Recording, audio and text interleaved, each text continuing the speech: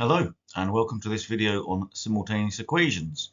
And as you can see, we've been asked to solve a quadratic and a linear x squared plus y squared equals 26 and y equals x minus 6. So our goal is to get an equation which only has one variable in it, and we can do that by replacing the y in the quadratic with x minus 6, remembering to put it in brackets because it's squared. Our next goal is to simplify the equation. So the first thing I've done is to expand the brackets. Here I have added the x squared and x squared together and subtracted 26 from both sides so that the quadratic equation equals 0. And where there's a common factor, I have divided by it. So in this case, 2 is a common factor of each of the terms, so I have divided by 2 to make my factorization easier.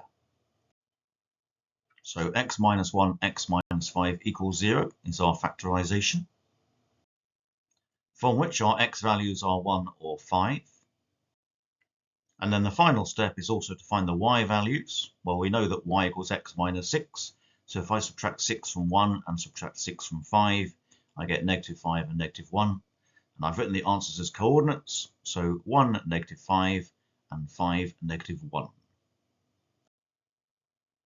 Here's a more complicated example that you'll find on the accompanying sheet. So we have a linear equation of y equals 2x minus 3 and a quadratic equation of 3xy minus 2y squared equals x plus 6. So in the first step, I have substituted y equals 2x minus 3.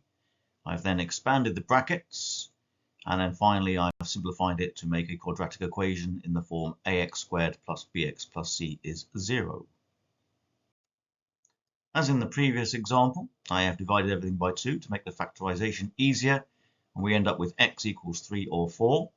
Given that y equals 2x minus 3, 2 times 3 take away 3 is 3, and 2 times 4 take away 3 is 5. So our answers are 3, 3 and 4, 5.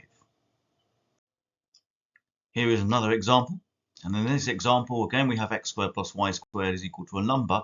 But this time we have a linear equation where y is not the subject. So x plus y is equal to 4. So in order to substitute into the quadratic, we need to make either x or y the subject of the linear. I've chosen to make y the subject, so y equals 4 minus x. And then I've substituted that into the quadratic for y.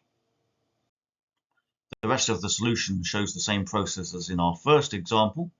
And once we've worked out our values of x as 7 and negative 3, we can go back to y equals 4 minus x to work out the values of y.